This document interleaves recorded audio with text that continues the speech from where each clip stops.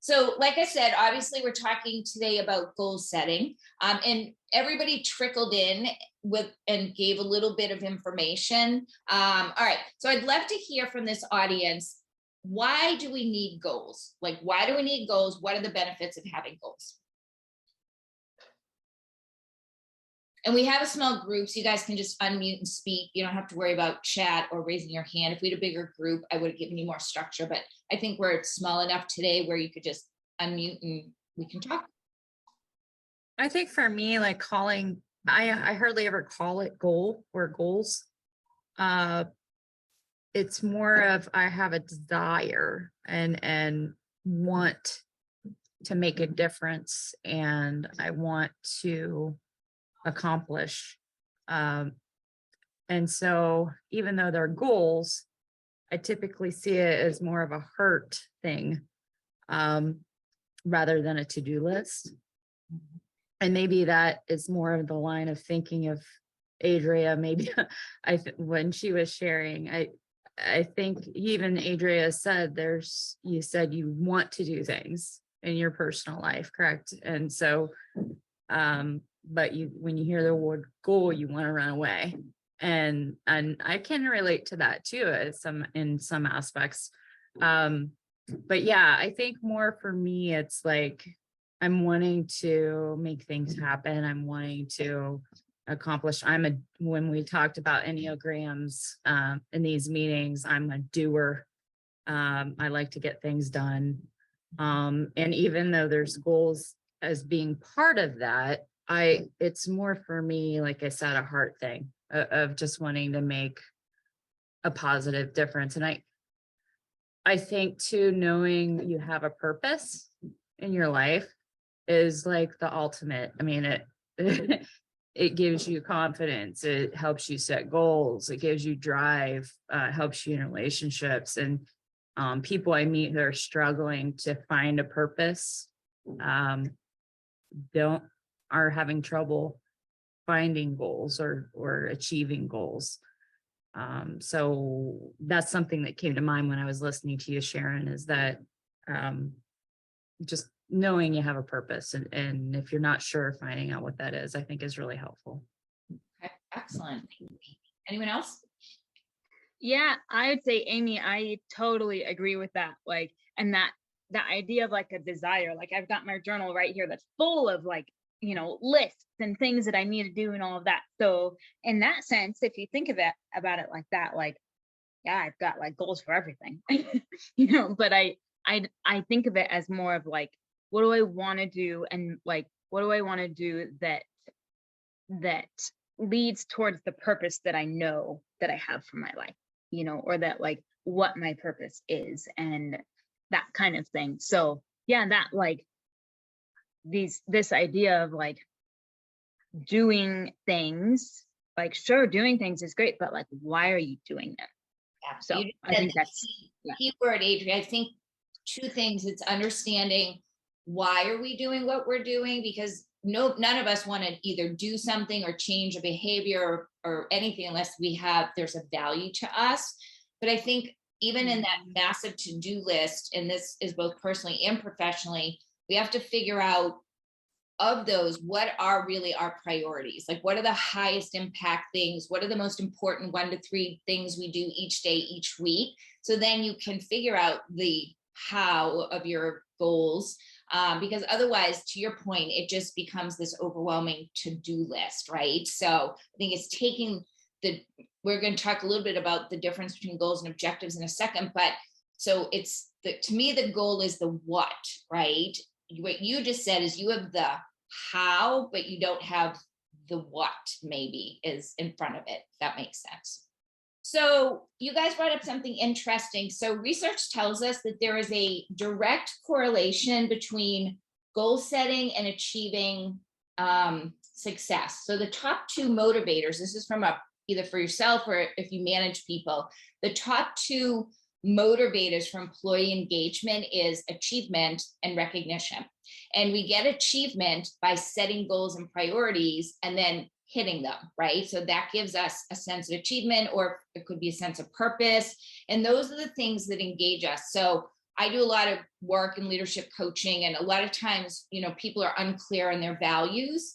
And if you have what I'll call the ick factor, where you just sort of feel like, I don't know why I feel the way I feel, a little indifferent or ambivalent, sometimes it's because we don't have a purpose or goal or direction, and we don't know what we value or need the most. So, think of it as like filling up your gas tank, right? So if you want to be filled with purpose and energy, sometimes you need to know, okay, what is it that I'm working towards? So let's take a look. So research will tell us that some of the best sort of the top benefits of doing goals are, it gives us a sense of direction, right? So you guys have heard this. If you fail to plan, you can plan to fail. So a little bit of that, but really think of it as a roadmap, right? If we all have GPS. So if we don't have where we're navigating to in work and life, then we don't really have a sense of direction. We also don't know if we're focusing our time, money, and energy on the right things, right? So you want to make sure it's all laddering together. It, again, assists with prioritization. Why am I doing this? Does it ladder up to my top goals and the things I'm trying to achieve?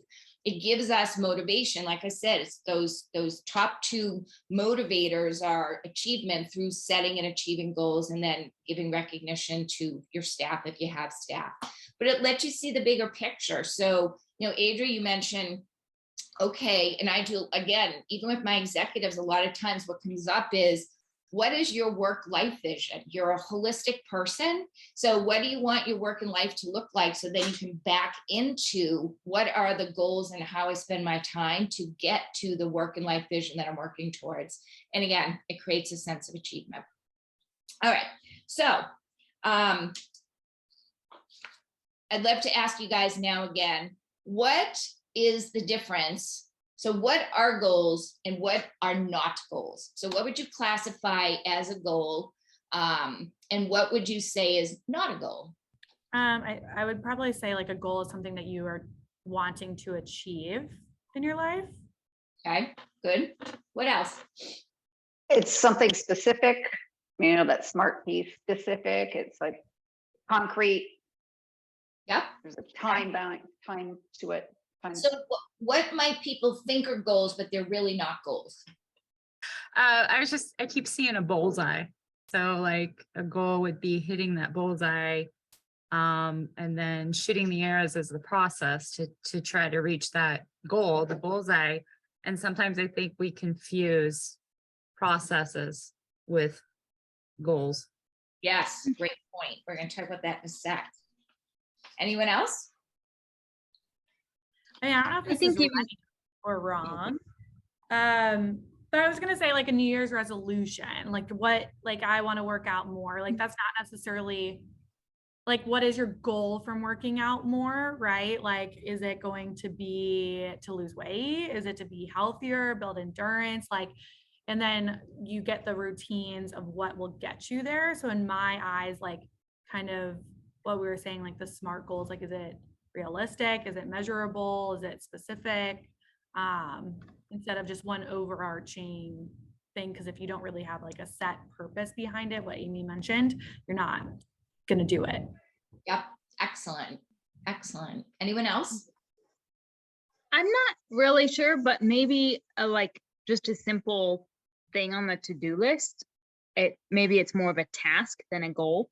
I don't know. I think tasks can be goals and goals can be tasks, but it doesn't necessarily have to be a goal. Mm-hmm. And I think tasks are part of goals, but to your point, like I said, you might have a list of things, but it's like, why? What is this working towards? Or am I just doing a bunch of stuff? Am I spending my time and money in the right way? All right, great input, you guys. So let's just take a quick look. So goals are basically, think of it as achievement, a desired result. I always tell people to think about it starting with the I will statement, right? That's always a great way to think about, because you want to have a goal statement and you want to keep it simple. And so I will improve my public speaking skills, right? So it's the sort of I will do what? What am I trying to achieve? What will the future state look like when I am done hitting my goal? How can I measure that, right?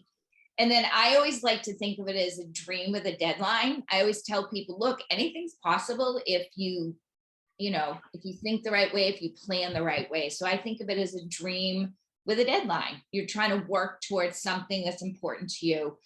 Vision of the future state, which you guys had brought up. And then again, ideally, we want them time bound. What are we doing? I will accomplish what by when.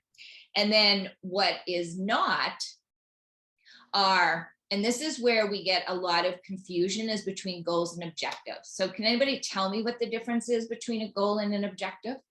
Say probably like the task, like they were mentioning. Yeah, that's good. So think of the goal as the what, and objective is the how, right? So the goal is I will be a public speaker by end of May, and the objective would be basically the takeaway, the how of what I'm going to get to that end result that I'm trying to achieve. And then Kristen, you brought this up. So resolutions are great. I want to lose weight, but that really is a short-term temporary activity or a statement. So it really is, you know, a lot of times people confuse them. So we want to make sure, now it could be part of your goal, but a resolution in itself is not as complete and as specific oftentimes as a goal would be. Mission statement. So sometimes when we're working on vision mission, this comes up in a lot of discussion where people, again, are trying to define the difference between a mission statement, a goal, an objective, a strategic plan, like how do these all fit together? So the strategy is how you're going to execute on those goals, right? So you want to start with an overarching strategy, and then the goals and objectives is how you're getting it done. A mission statement is more about who you want to be as a person or a company, you know, sort of how, like that statement of being versus I will blah, blah, blah. Does that make sense? Yeah, Is there totally. there that I missed? I think it's important to know the difference, because a lot of the times we say things and we're like, that's our goal, but then we don't put a lot of action behind it to actually hit that goal. So to really classify it black and white, the difference of that is just going to make it more achievable. Yep, absolutely. I think especially in a working team or in a work group setting, and clarifying the language, the vocabulary of somebody else maybe using the word goal when what they're really are meaning or thinking about is an objective. So getting that clarity with those that we're working with. Yeah.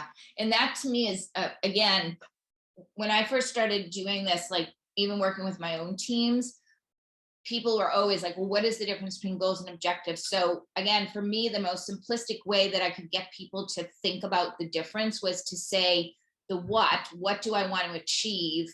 And then objectives is underneath that, like how are we going to do that? So to your point, Adria, more of all those action items or tasks that then ladder up to what that goal is. Okay. All right.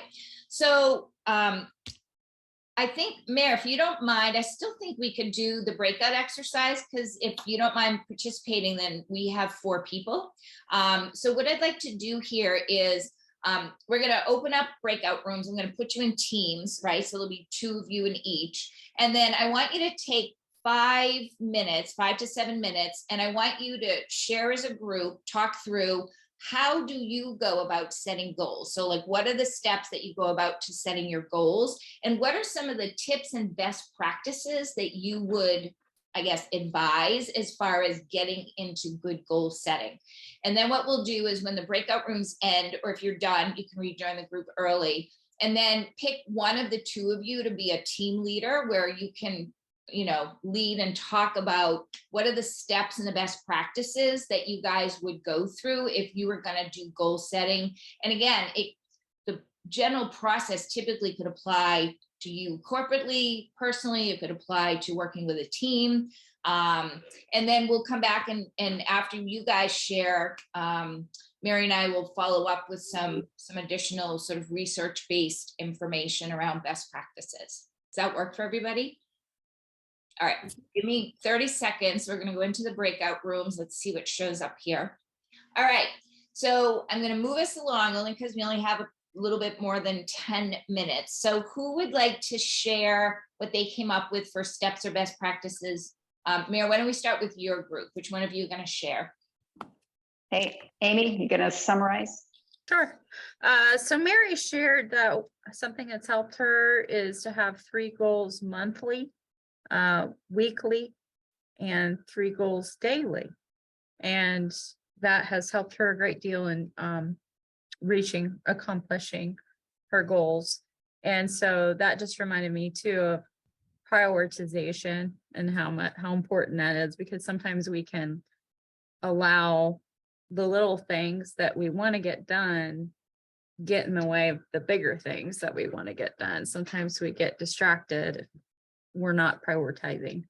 Well, and that's important because our natural behavior is to focus on things that we like. And sometimes part of our goal is doing things that we don't like or on our natural strengths. And therefore we fear and procrastinate around things. So it's really important to be able to, like you said, know the why and do that. I personally try to do the things that I fear or hate the most first thing in the beginning of the week or the morning, to like rip the Band-Aid off and get it off. To practice, it took me a bit, but it's helped me immensely. That Okay. makes sense. Anything else? Yeah, I mean, what helps me is I'll just give an example to help explain. So my desire is to have a business which I have started, but I want to travel around and sell with like a vehicle, kind of like a food truck, but sell my products. And I also want to consistently sell prior to that point, prior to getting the vehicle. So I've decided to open a booth up at a local store where they rent out spaces. And so my goal to achieve that is I've given myself a deadline of the fall. So for me, it starts with a desire. I have a desire to do something. And so then to make it happen, I give myself a deadline. Or like if my desire is to clean up or fix things around the house at home, then to get it achieved and make it all happen, I'll put a list together of what I need to get done and then put it prioritized by putting it in the order that makes the most sense as far as streamlining it to get it done quickly, so I can still have some fun on the weekend, right? So for example, I'll dust before I'll clean the floors, that kind of thing. Yeah. So I'll put things in order. Okay, excellent. So again, time bound. Okay. All right. Adria, Kristen, which of you are going to lead the conversation?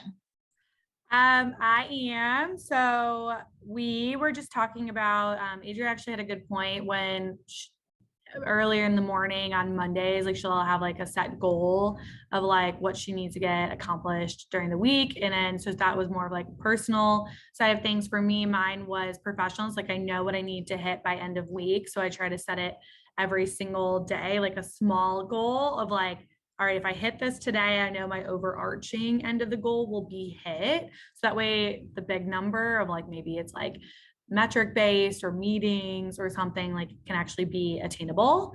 And then Adria mentioned just putting like in order of like what is urgent or what's important. So what needs to be done right away in order to get your goal, or what is just important that can be kind of delayed a little bit.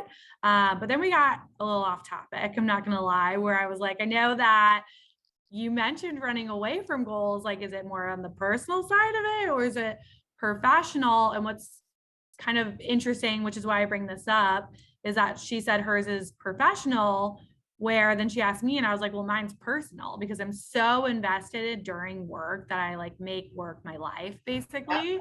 That when I come home, I don't have enough energy to actually accomplish the personal goals or have those sometimes strict routines, where it was the complete opposite, where she wanted a really strong personal life and balance that would then reflect into her professional. So it was kind of interesting to hear both sides, because to me it was like, I would think personal is so hard, but to her it wasn't. So cool to hear.